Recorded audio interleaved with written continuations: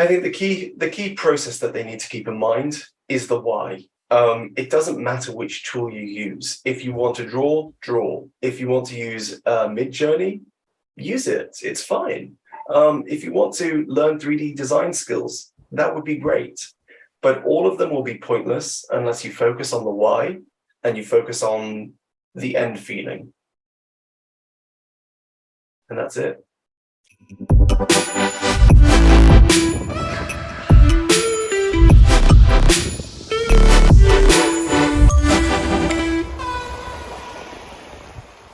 Hey, it's not the first time he's live on the Beyond Interior Design podcast. In the previous episode, he expanded our creative horizons already on how to differentiate your interior design studio, your brand, in a competitive marketplace. And here he is again to talk with us about how we interior designers can draw lessons from large brands. I'm talking about Kristoff Desiri. Kristoff is a creative director, hospitality and retail interior designer, and brand experience designer. And today, we're going to dive deep into the key principles that contribute to successful interior designs. We'll uncover the current trends and technologies shaping the future of our industry. And most importantly, we'll discuss how interior designers can position themselves and express their creative vision beyond clients' briefs. But before we kick off this exciting conversation, don't forget to subscribe to our podcast, share it with fellow design enthusiasts, and leave us with a review to let us know your thoughts. Your support means the world to us. So now, let's welcome our esteemed guest to the show and embark this brand new episode of Beyond Interior Design. Here he is. We're so happy to have him again, Kristoff Desiri. It's a pleasure, Mark. Thank you for having me again. Really welcome back. I can't wait to delve into the topics of today with you, Kristoff. So, because, ultimately our goal is to help interior designers to set up their firms, to experience the creative freedom, the financial freedom we all cherish. So, let's reflect on our previous episode. We discussed the marketing element, authenticity. Used a lot, but not always the right way, I guess. I could say the honest way, right? The honest way, the sincere way. The sincere way, yes. About how to express your unique design vision, your design principles, like we call it. How to express the impact you want to make with confidence. We discussed how to act and behave like a large brand.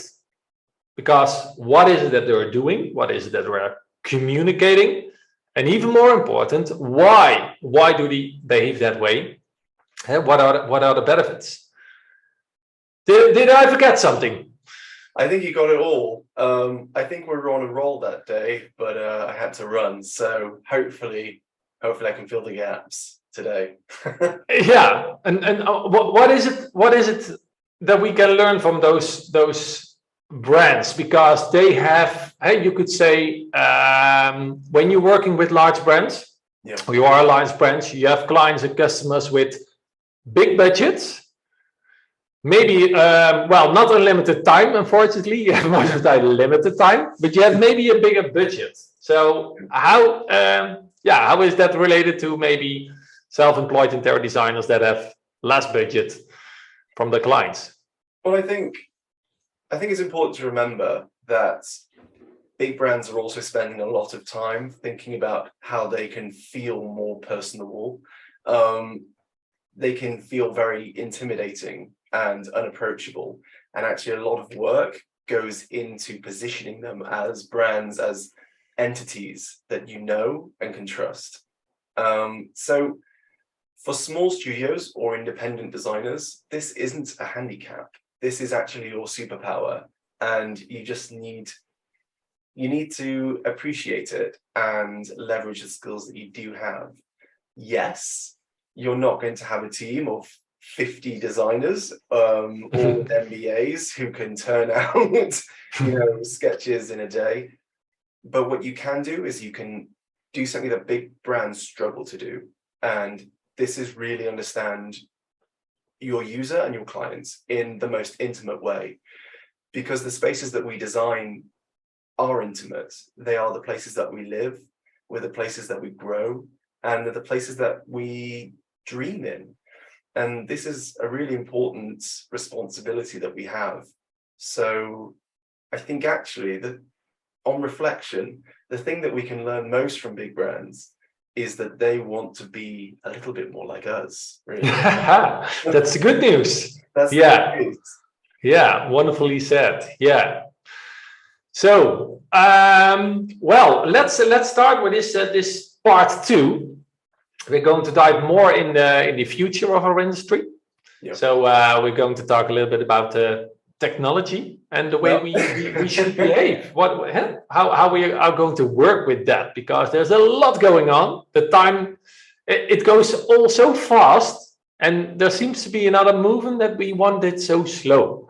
Yeah. That's the other side. We want to have a slow life, and everything is going so fast. So that's we have to deal with that. And I think we can. Well, maybe we can solve it today a little bit, to have at least a kind of strategy to see it. Yeah. How you can see those developments.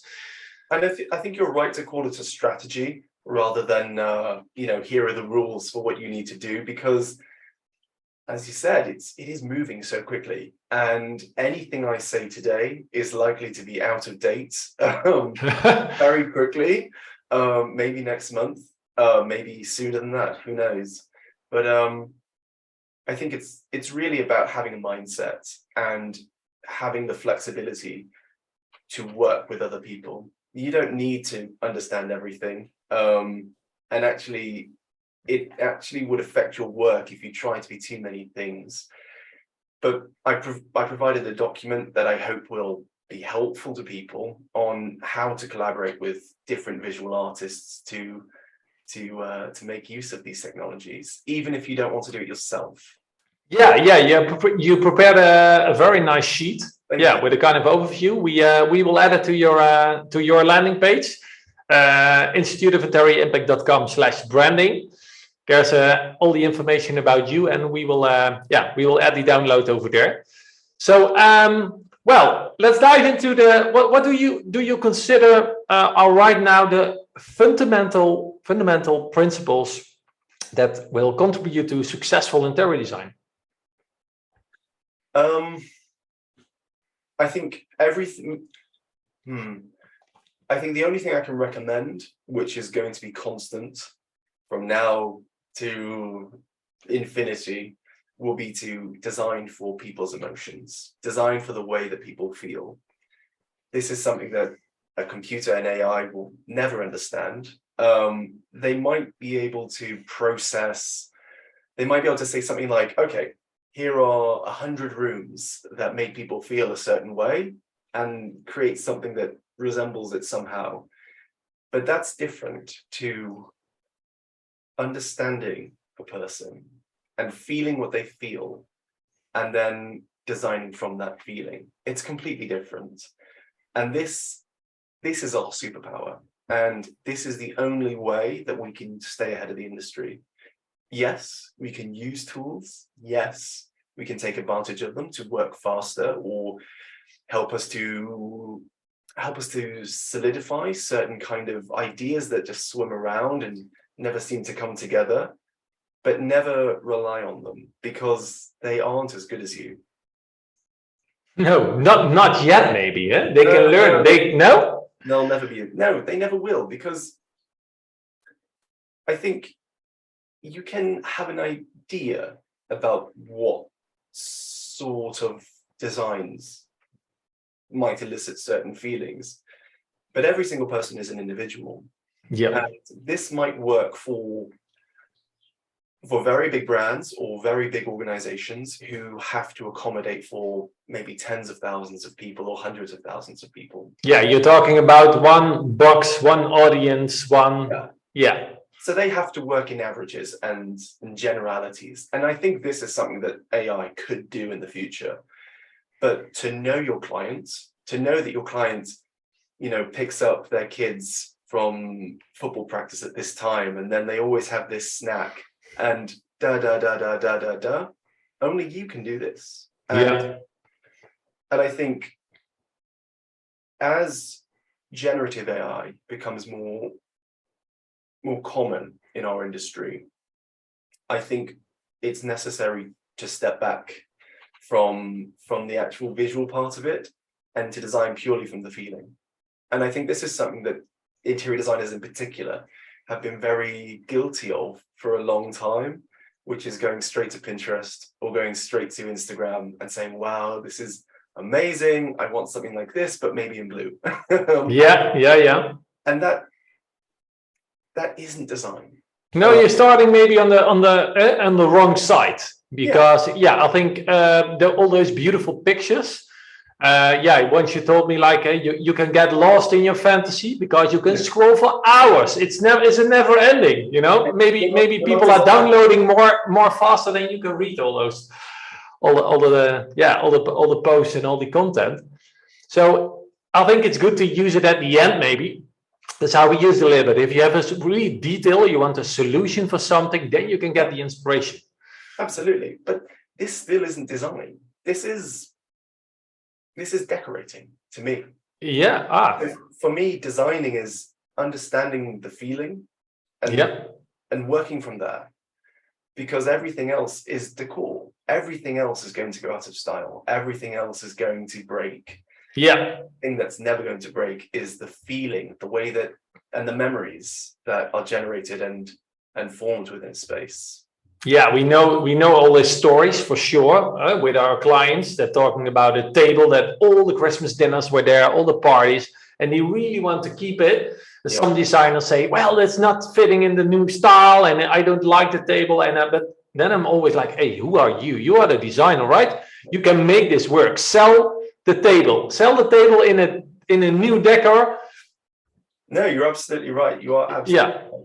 And we always, Sven and I, we have our own interior design company, and we're always fighting. And it's for years already that we are creating spaces, environments, interior designs, and our clients are so happy. They get so much fulfillment from it. Even after I have a client, I did the design in 2008, and they still have the same living room.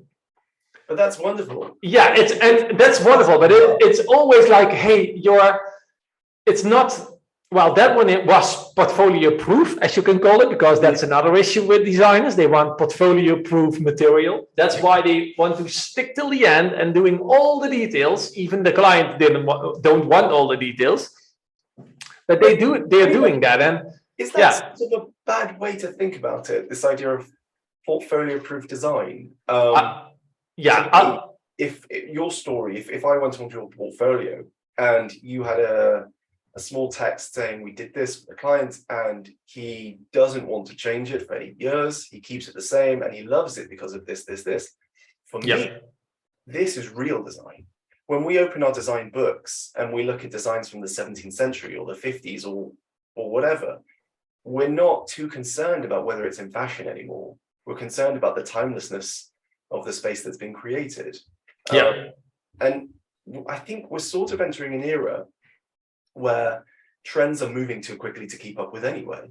I mean, if you look at TikTok, I think the teenagers have style trends that move every week. It's quick. And in this environment, I think the question of being on trend is no longer relevant. I think it's a fool's errand. And to go back to our first discussion, you have to be really authentic with yourself and put your flag in the ground and say, this is my design. This is what I do. These are the feelings and the moments that I can create for you. That's my feeling.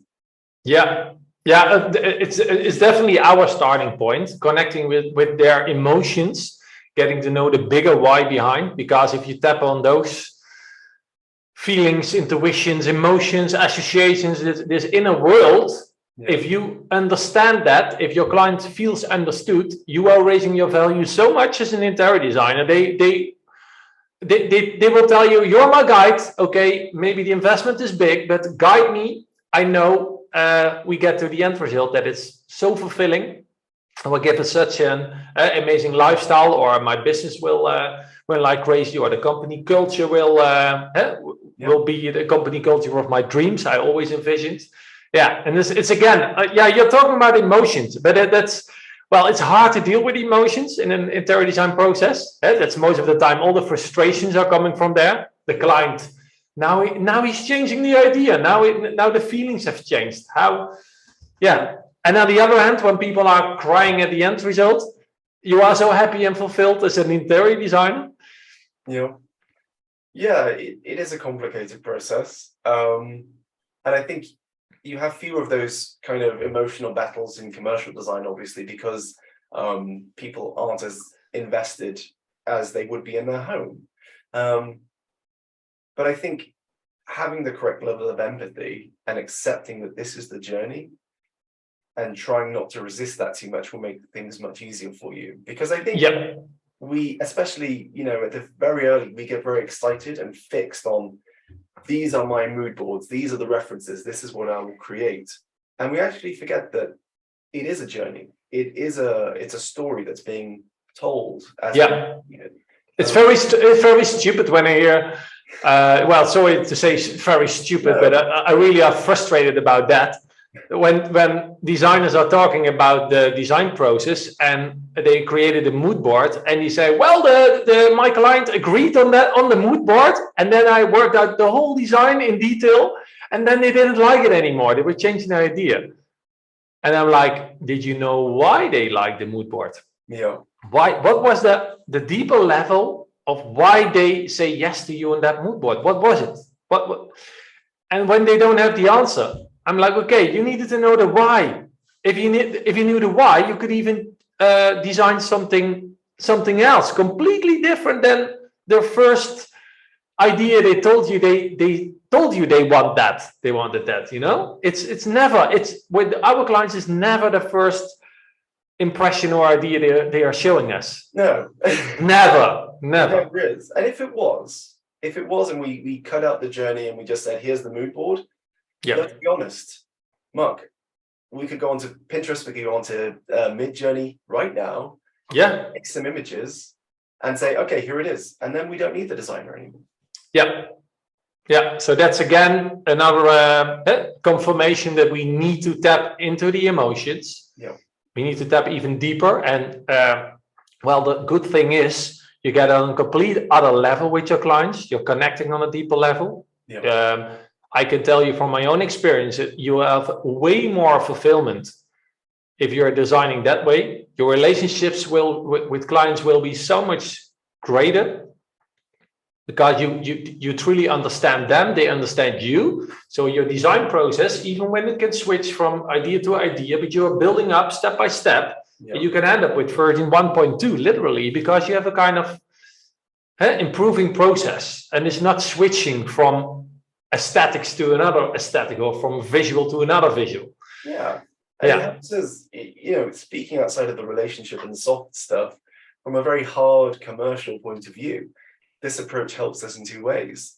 The first is, if you can build this, if you can understand their emotions and build this intimacy with your client, they're less likely to resist you. If they understand that you care about them and you want it to be a good result for them, and it's not just about your ego, and it's not just about you creating a wonderful piece for your portfolio, they are less likely to resist you. And this obviously saves you money and saves you time in your work.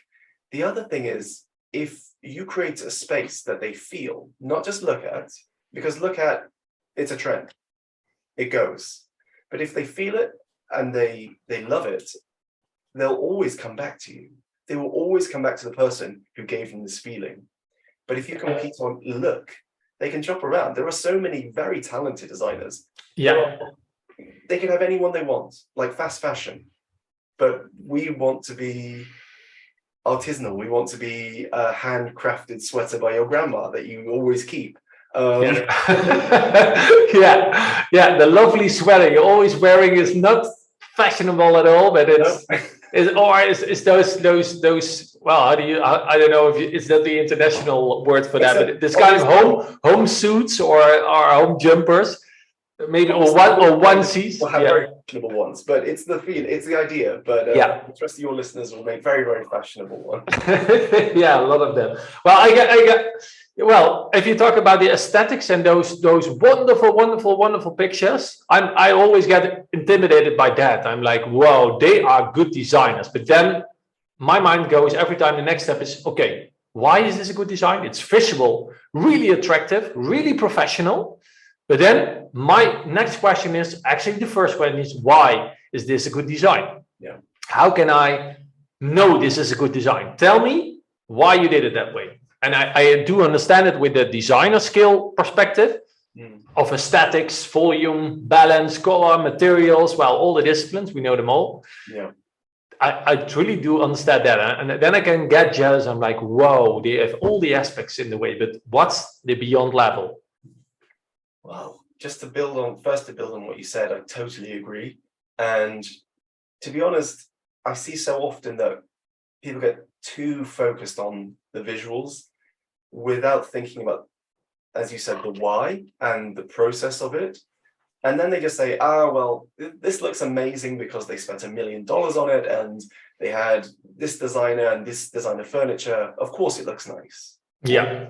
It isn't, of course, because if you followed the same process with cheaper materials or a smaller space, maybe you would have the same feeling, the same result. And they're looking for the feeling. I think the feeling is really valuable because our target audience are, well, they are let's say premium paying clients. They are kind of high end. We did really high end projects, but a lot of clients are not even that high end. They have budget. Yeah. They can spend the budgets on chairs and tables and lamps and whatever of the premium brands. Yeah. But they tell us, I don't want you to use them because that can do, every designer can do that. Why do I need to hire you? And that's exactly, I think that's the story you're telling right now, right? Yeah. And I think it's sort of become worse as we've entered a digital age where it's so easy to see as many pictures as we want. But if we think back in the day, not even that far back, maybe in the 80s or the 90s, if you wanted to understand the space, you went there, you visited the space and you walked around and you maybe sat down and you read a magazine and you let the whole atmosphere come in. But now we only see one dimension and that's it. And we think we understand the design, but we don't. We take a floor plan, we put it on the walls, and then we start generating a beautiful image. It's not. It is no. I never believed in that way of designing. It's a great tool to get your 3D blank canvas, but then you need to know how does this blank canvas feels. How is you can say about the sun. You can simulate how the sun goes. So that's another thing. Sure. Technology can save that, but then again, what's the moment you're creating? But just on that, we're coming back to the difference between image creation or styling and design. Yeah. They're very different. Yeah. And the design has to come first. And then we can think about all the styling, because if we have the foundations correct and the motivation correct, everything else will look good. I guarantee it. But my only tip would be take a day. If you have a client who says, I want this feeling and maybe this style, find a house, find a venue which is quite similar and sit there for half an hour, sit there for an hour. Watch how people move through the space, where they linger, watch their reactions. Where are they most comfortable? Where are they most relaxed? Where's conversation happening, the most easily? And then focus in on this particular area. Because if you take in the whole space, maybe it's too much.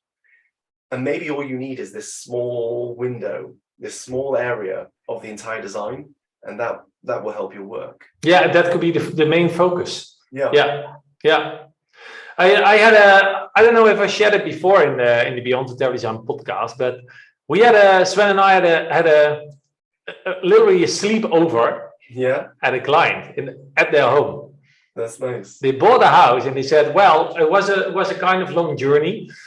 So we were like, okay, we need to travel, but we can do 2 days spending with you on a co-creation process. we would like to try that one. And we literally are going to sleep and eat with you.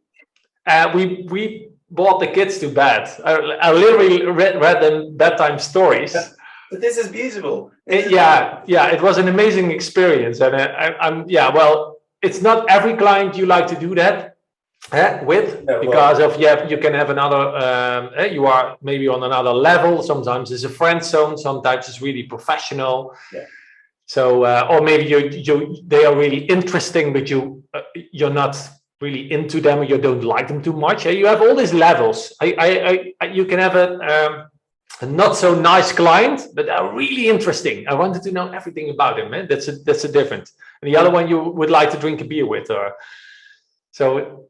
I suppose not every client obviously has to be our friend for us to understand them. But what you described, I think, is a wonderful idea. And maybe it doesn't have to be as full on as this, but maybe a consultation, sitting with them for an hour, isn't enough. Maybe we do need to watch how they cook their dinner, what they do while they're in their morning routine. I know it sounds crazy, but it's not to me. You literally want to know, where do you have your breakfast? Is it in the car, or is it at the table with your family? And do you want more breakfast in the car, or do you want less breakfast in the car? Even small things. Yeah. When they're getting ready for work, are they stressed out? Can they not find anything? Are they already in a bad mood before they leave the house? Yeah. These things that we can add very small changes, which would change their life completely. Yeah. We would never know them unless we observed. Yeah. Frustrations about school bags. Yeah. At the entrance, you're coming home from a busy day, and then all the school bags and all the rubbish of your kids is over there, and like, why didn't he put? And then you take your own jacket and you hang it over the kitchen chair, over the dining chair, and then your wife or your partner is complaining about that you are hanging the jacket in the kitchen. Absolutely. Yeah. But you've done that because there's nothing else that's better in this house, and it makes the most sense to you right now. Yeah. And these are small details, which, like atomic habits, it's the 1% every single day that changes your life completely. And I think within the home, it's these really, really tiny things, which we wouldn't get from looking at Pinterest. We wouldn't get from using AI, that can change our customers' way of living. Yeah.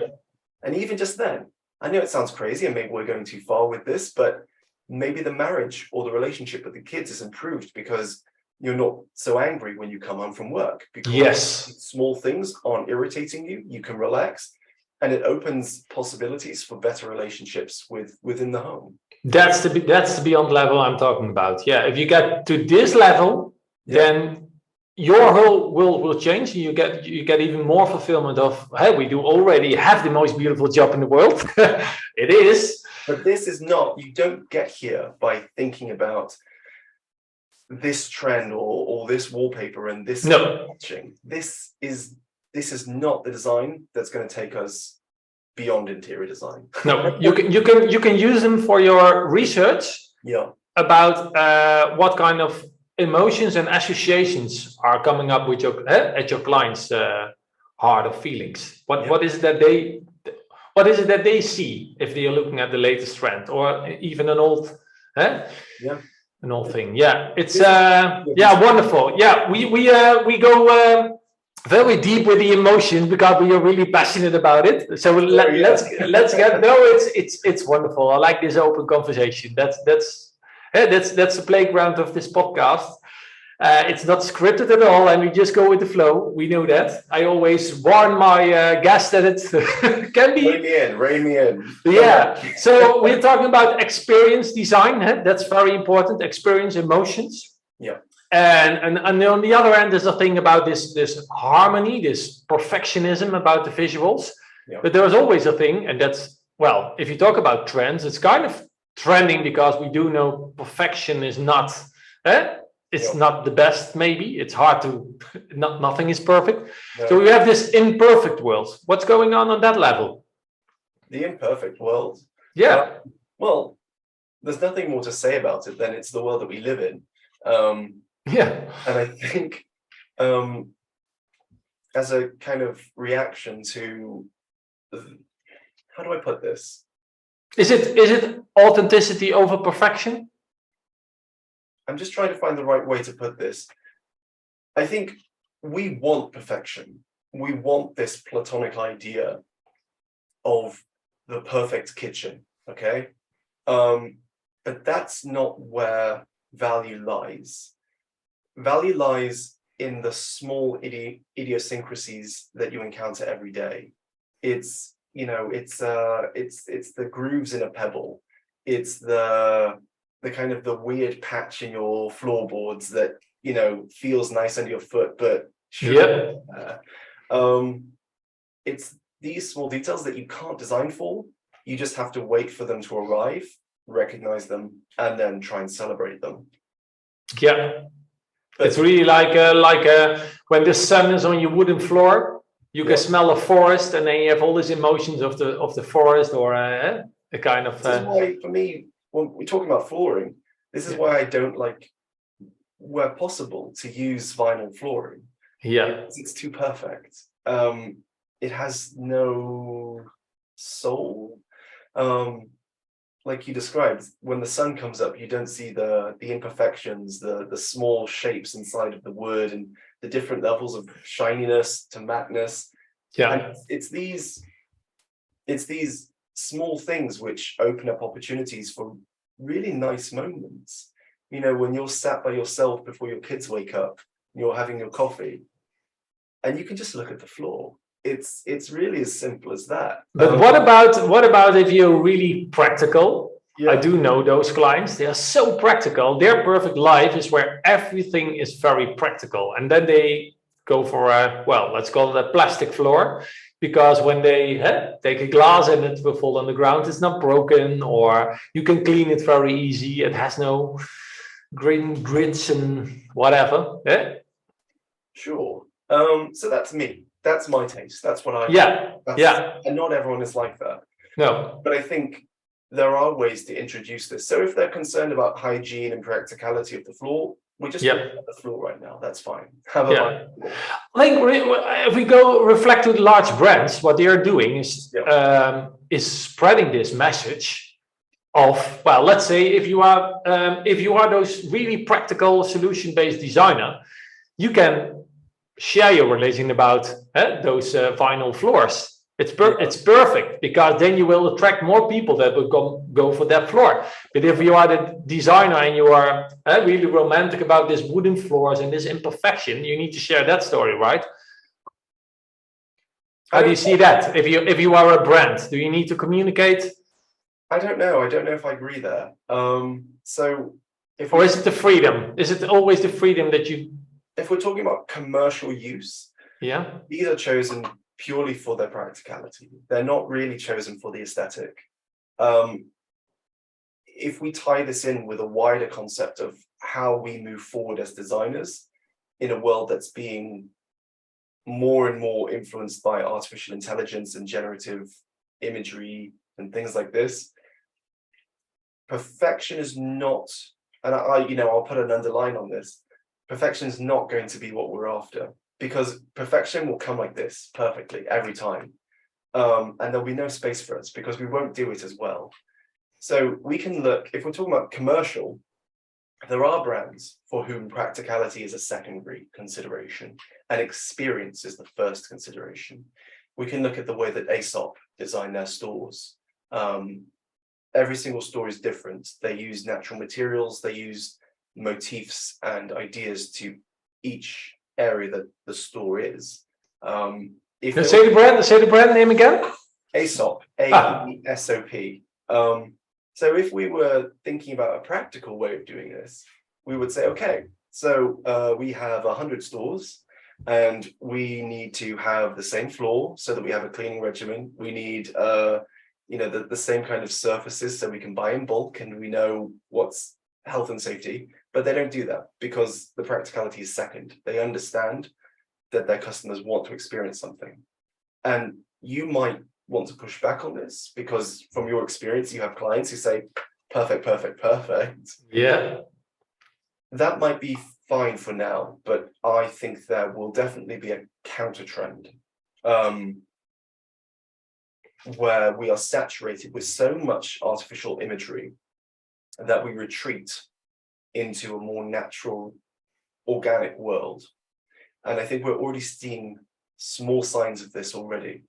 Yeah, yeah. Well, let's call it big signs for me. If I just see what's going on social media, Yeah, and the AI platforms, all the visuals that were generated, is like we are trying to design a new utopia, a kind of forest nature-based cities. yeah, But in fact, they have all this.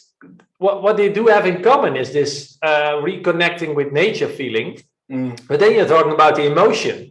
And all the shapes, well, they could be organic, they could be more square, could be, I don't know, they could be different. But the concept in general is all talking about something needs to change in this world. yeah. We want to reconnect with nature again. And yeah, we have to take care about the planet. So we need to work with local materials, sustainability. Sure. So it's literally technology and sustainability and emotions. Emotions is the first thing. I would again. That's your favorite. That's your number one, right? My number one, because have a plastic floor, don't have a plastic floor. Have some travertine marble, beautiful, or don't. It's really, this is all window dressing. The real design where we have real value to add to our clients in this world that we're moving into is in understanding the moments that we create for them and the opportunities for transformational life experiences. Because especially in the home, this is where all the important things happen. Birthdays, graduations, bringing the parents home to meet your partner, these kinds of things. And without these, life is sort of meaningless. Everything else is just, I don't know, it's flashy, it's wow, it's nice.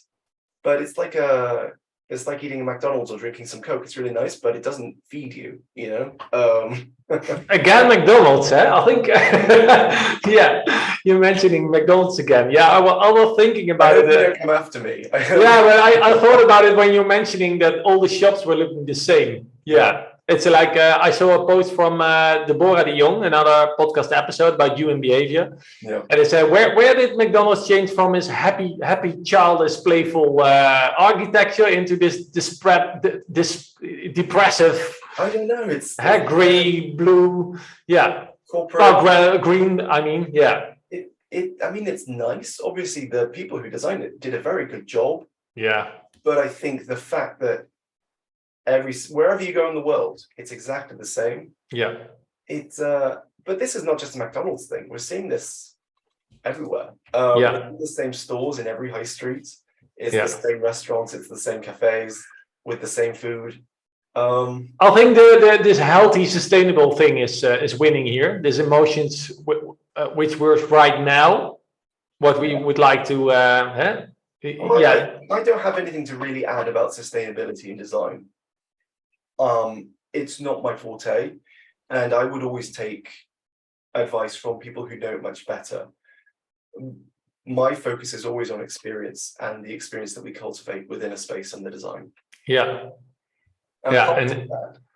if it's with local materials or local based or connecting with their inner culture or inner world, then it's even better. But this is for context. So from my perspective, I do this for context, so that people feel grounded in the world, and have a sense of space, rather than being a doll that's floating through space with nothing to hold on to.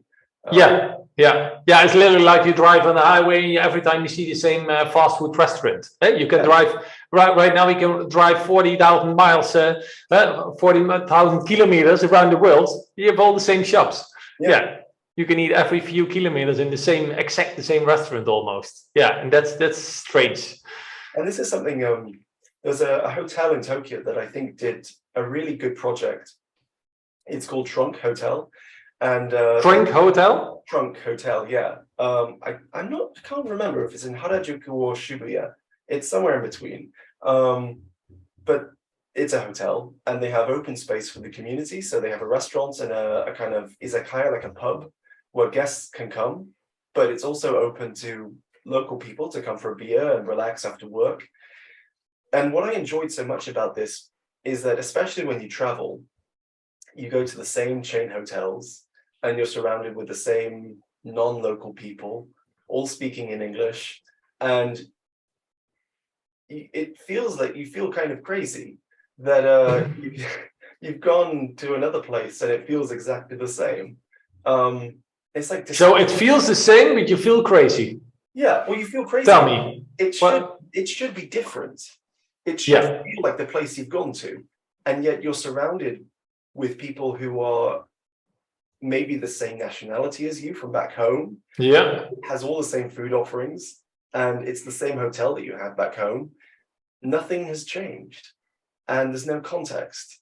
And what I think Trunk did really well is they didn't go for this kind of geisha, like traditional wooden building, blah, blah, blah, blah, blah. It's modern, but they brought context. So by inviting the community in to share the space with guests, it creates this feeling of exploration, of discovery, of feeling out of your comfort zone for a simple moment. And it's only in these moments that you can actually remember that you're alive and doing something. Then these are the moments that you're feeling, even when it can be the first time kind of negative or surprising or mesmerized or whatever, but you will memorize those emotions. Yeah. This wasn't about the consideration of what material to use for the floor or what lights to put up. This was a more strategic view about the space and how we integrate foreign guests and local people. So breaking the context, that's a really powerful tool to get attention. Absolutely. Yeah, I think that's a kind of thing that is going on right now with big brands. Hey, you see with all the AI generations that they combine other worlds with their brands to discover, hey, what's going to happen when we take Louis Vuitton and candy? Eh? Yeah. What if we take the desert and we put, there's combining those worlds will give us new worlds. And I really do like that research about that. That's where we can find how things can work in another environment or other part of the world. That you literally want to go for maybe the same food, but you want to go to the other side of the world because the atmosphere is so different. And then you have a reason to go there. Yeah. And it's not like your escape that you're like, oh, I don't know what to eat tonight. Let's go to the restaurant I already know. Yeah. These seats are so fine. Yeah. No, you want another chair. Yeah, you want another view, you want another smell. Yeah, but you do want the quality of the brand. Yeah, this is something that we can bring into the home as well, because I know that many of your listeners are not engaged with designing for hotels or for restaurants. Well, it's definitely on the bucket list. If there's always a hotel or a boutique hotel or on the bucket list, always. Well, these are considerations to keep in mind then, but even for the home. So you come home every day, you sit at the same table, you have maybe the same dinners. Are there ways that we as designers can add moments that change people's mindset?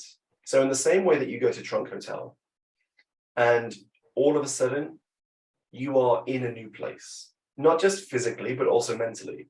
Yeah. Are there ways that we can do that for people's homes to break the routine of, you had a bad commute, your boss was mean to you today, your kids are kind of annoying this afternoon. Yeah.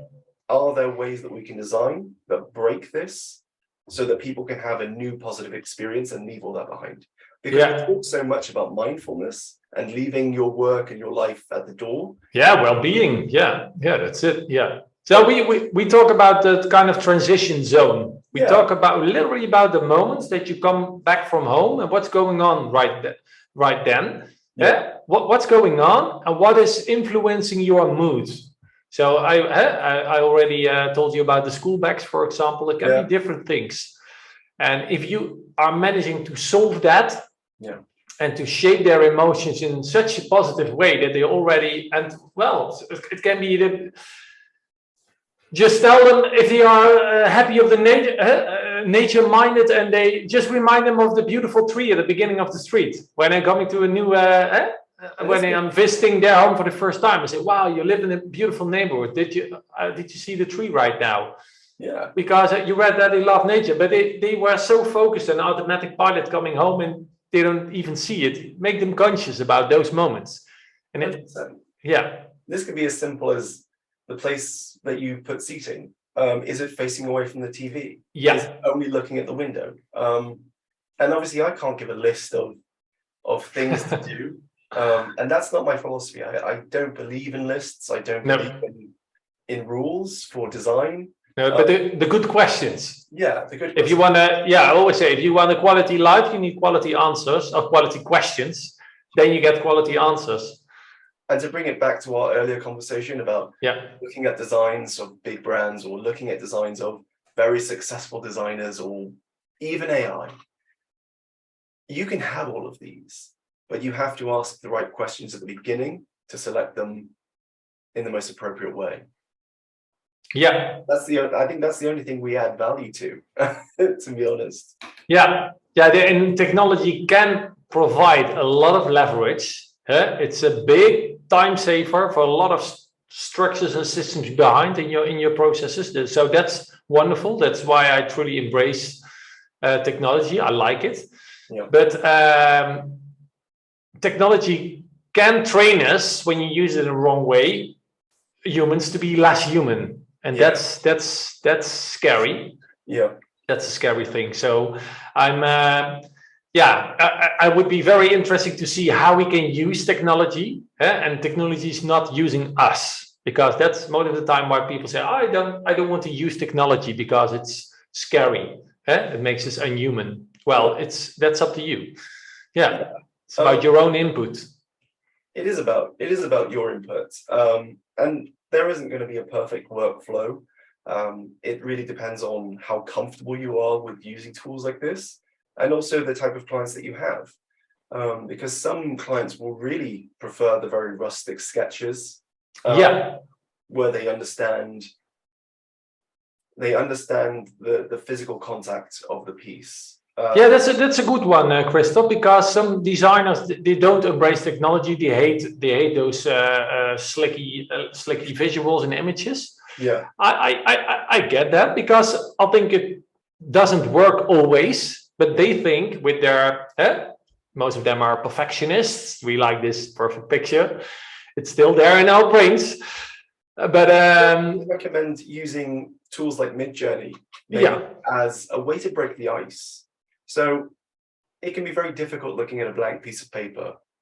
You sort of have a cloud of an idea somewhere in your head, and you can waste a lot of time trying to bring it down to the paper. And even then, it doesn't feel quite right. Even then, it sort of feels 90% of the way there, but not exactly. And using tools like Midjourney can be a very good way of, well, I like to use it in my work to kind of disprove myself. So if I have an idea that's a little bit crazy, I'm not going to say that to a client because I don't want to waste their time. But maybe I can just take a look and say, okay, no, it's bad. let's leave it. And then once you have this bad idea gone, you can focus on the good ideas. So the big concept in general, you're going to test it a little bit. You're going to discover it in your own time as a designer. See how this can work and if it's going in the right direction.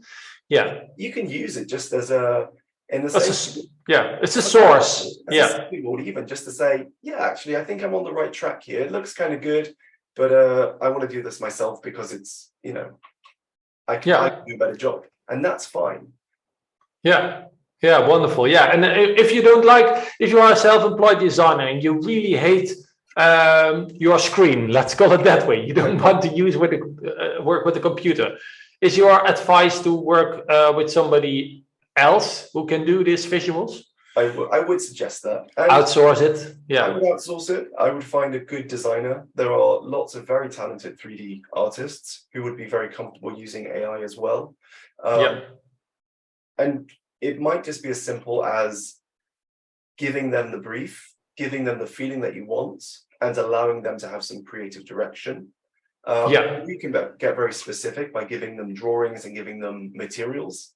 And I've created in the document that your listeners can have a very clear step-by-step of how to work very smoothly with a visual artist, because it can be very frustrating sometimes for both parties, because you're both creatives, you both have your own ideas. And where there's a knowledge gap, it can make work kind of tricky. So I always recommend coming with the right mindset and the right process, and then you need to be definitely open for that. We've tried it, we've tested it. Sometimes it works, sometimes it's not. If you have a really when it didn't if you have the complete picture in your mind, it doesn't work, because it's so hard to how can somebody else generate the picture what is in your mind, because then you are tapping into the emotions, and then you're just telling, I don't feel it, and that's the same problem with clients. You can have the perfect concept for them, you know that this is absolutely right for them, but if you don't feel it, you're lost and you have to do it again. That's a really amazing point, because actually, the way that clients come back to us is sort of the same way that we interact with different professionals when we're collaborating. So it's really cooperation. That's the magic word. It's collaboration, isn't it? Right. Teamwork. Just a question: when you worked with 3D artists, what do you think was the source of successful results and unsuccessful results from your experience? The hardest challenge is. Sorry, you're supposed to be asking the questions, not me. No, I like it. I like it. It has to do with the thing that when it didn't work is that I was not completely sure about the emotions. I could not describe them. It's again back to the emotions. If you know your client so good, and you have this picture in mind, and you ended up with because that's a lot of time we just end up with a SketchUp drawing, and it's not rendered. It's literally the concept connected to all their emotions and the designer experience and process we gave them. So they have a lot of they value already this SketchUp drawing so much that this is most of the time the end result for us. And the times we are generating the pictures, the problem is that I can feel in a split second that they don't like, maybe they don't like that picture. When they like it, I'm going to use it. Sometimes you do the investment and then we decide not to use it, not to show it, because it's not giving them the juice. It's not the confirmation that we are on the right track. Although we know if they just create the space like that, they realize it from this rough sketch with all the descriptions and all the products attached, that they have the perfect end result. So I think there's a separation between when you're working with a client who has a space and they know what it looks like and they have a vision for what it should be. I don't necessarily recommend very, very glossy images. No, the reality will never look that good, and you're setting them up for disappointment and difficulty for yourself to deliver that, because it's impossible. Where we're talking about something which doesn't exist, so maybe your clients might be commissioned to make some designs for an apartment building, and they're going to, sell them before they build them. In this sense, it's very important to get very, very specific and very clear about your designs, because why would I buy a 400,000 euro apartment which doesn't exist yet? I wouldn't do it. That's really risky. So actually, in my opinion, you need to have a kind of strategy that you increase the risk of them, increase their emotions, their doubts, that they know this is absolutely right for them. And if it's a really on a really nice natural paper with charcoal and whatever, and this will do the job, use that. If you are a designer and you want to avoid the computer at all, be the designer that's avoiding the computer. You will need it for the construction part, but those are technical drawings. Only a few people really that they are getting sold on the technical drawings. They are. 100%. I agree with you. 100%. So it's everything. I think you have to again work with the emotions. and communicate upfront what kind of designer you are. So you are doing every time what you love to do and what you do best. Yeah. If you hate those fully generated visuals, maybe you need to communicate that. Well, I think if I have a request, don't hate them. No. Maybe learn to appreciate them. You don't have to use them, but I think if you can find some way of working with them, it will help you in the future. Even in a very small way. I agree. Yeah, I agree. It can solve so much. Yeah, it can solve so much. Yeah. But well, if you hate it, go completely the other direction. Go full organic design, and there will be many clients who hate these images and will want someone who only does collage or pencil sketches. Yeah. For them, you're perfect. Yeah, that's what I meant. But then you need to go 100% full on into that direction and not put some pictures over there. Then you're going to disappoint people. Be very good in what you love to do most, and you will attract your own ideal clients, definitely. And this goes back to our first interview where, as small designers, we have to be brave and we have to put our flag in the ground and say, this is what we do. If we try to muddle it and try to do pieces of this and pieces of that, we confuse our process and we confuse our clients. Yeah. Well, wonderful, Kristoff. Thank you. Yeah, I think we can talk for hours about all the design process and then the brands and then our passion. But I think we created another lovely part 2 of the Beyond the Interior Design podcast. It was great talking to you again. So to wrap this up, what are the key points to encourage designers to embrace the new tools and techniques? I think the key process that they need to keep in mind is the why. It doesn't matter which tool you use. If you want to draw. If you want to use Midjourney, use it. It's fine. If you want to learn 3D design skills, that would be great. But all of them will be pointless unless you focus on the why and you focus on the end feeling. And that's it. And that's it. Exactly. That's it. It's so easy.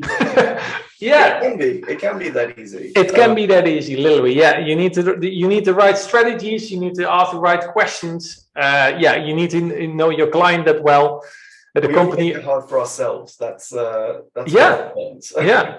of the time, you get in your head, you get lost in your own fantasy world, and then you are presenting your mind beautiful ideas, and then somebody else is not in that flow and not in that. They came home from work.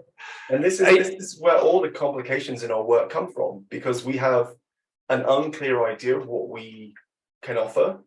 And then the client never really knows what to expect, and they're constantly fighting us. So I think keep it simple and just kind of work with what feels natural to you. I wish I could give more, but if you want more, there is the document, and I think it could add a lot of value to your workflow. Yeah, definitely. Well, this whole topic we were talking about, and actually the whole Beyond Interior Design, all the topics, there are, the Interior Impact Formula. We are teaching, preaching, walking, talking, whatever. The Interior Impact Formula of the Institute of Interior Impact is solving all those issues with the creative freedom, with financial freedom, with getting more fulfilled with your designs, tapping into your own signature and principles as a designer, so you will attract the right people. So, we are going to design your business, and your life, because it's hard to see sometimes the separation between private life and designer life, because how can you walk on the street without seeing and get inspired? I think this idea of separation is, for me, unrealistic. We're not accountants. We can't leave a calculator in the office. We get all of our best ideas when we're walking our dog or playing with our loved ones and our friends. this is where the magic happens. In the free time, It most of the happens time. in the free time. Yeah. It doesn't happen, at the desk all the time. So Yeah. So if you want to create more time in your schedule, hey, you want to design your life, you want to elevate your business, feel free. We have a cool blueprint as well. The Interior Impact Formula blueprint with all the 5 phases for your business and how you can solve it and you can go to the next level. So please have a look on the website. It's a really cool free download to get clarity about how you can go to the next level with your business. So, well, Kristoff, thanks again. What can we expect in the next episode? Next episode. Wow. I feel there is a topic coming in a few weeks again when we reach out to each other again. Yeah. Figure something out. Yeah. Feel free to share your thoughts, and we can have another great open conversation about what's going on in our industry and how what we need to take care of in the future. How we can save. Any questions that your listeners have, if there's anything that they would like to know or think that I could add value to, I'd be more than happy to fill in those questions and maybe take some questions. Yeah. So again, on www.instituteofinteriorimpact.com/branding, there's everything about Kristoff. You can look in the blogs as well. You can reach out to Kristoff on LinkedIn and other social media platforms. So feel free and let us know your thoughts about these topics. Thank you for listening, and we hope to see you next time on a live maybe. Bye for now. Bye. Thank you.